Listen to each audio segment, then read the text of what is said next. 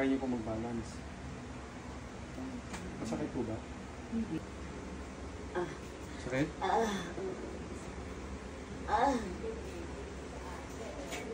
Okay, meron tayong ngayong patient na senior, nasa 65 na po kayo na, no?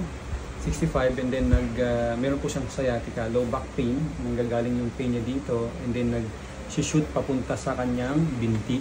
So isa po siyang sciatica. Nag-suffer na po si nanay nito since 2012. Ano? Since 2012.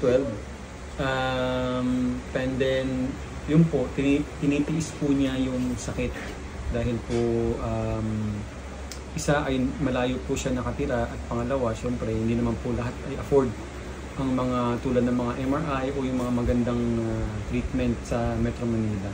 So, andito po tayo ngayon.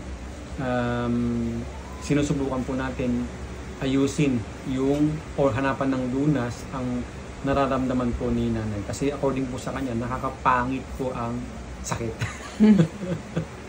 Masakit po talaga yung nararamdaman niya. According sa kanya, yung pain scale niya from 0 to 10 ay nasa 9 minsan, o minsan iniiyak na lang niya sa sobrang sakit.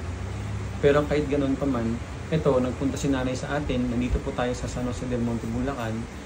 Mula po siyang Marilao, nagpunta po siya dito sa atin para makahanap ng lunas. Sana po ay mabigyan natin.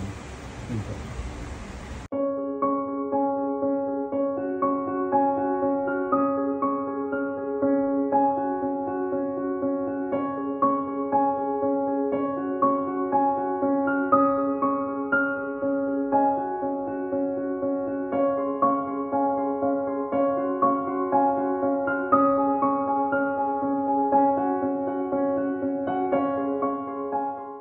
Ayan, after po ng treatment namin kay nanay, no?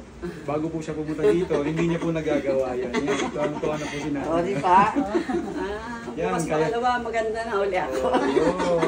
So, okay na po si nanay. Ayan, lumatas na po niya yung ano niya, nakamarcha na po siya. Bago po siya pumunta dito, paika-ika po kayo, nanay, no? Hindi niya po nagagawa yan. Hindi niya po nagagawa. At saka yung lakad yung pag gano'n. Oo. Kasi tinitimbang ko rito kung saan yung hindi ako masyadong masakit. Kaya pag ganun tuloy lakad ko. Sabi na, Pilay ka ate, may stroke ka ba? Sabi sa akin. Ngayon po, ano yung nararamdaman niyo? Okay na? Okay na. Kasi yung konting pain na yan, siyempre dati na parang na-stuck lang siya. Na-stuck lang siya. Parang pag laging nagagalaw na siyempre. Kung pwede nga lang, injeksyonan ko ng ano, yung pang serum ba na para mag, ano ba yun? Yung langis. Gagawin ko eh. Kaso wala naman talaga akong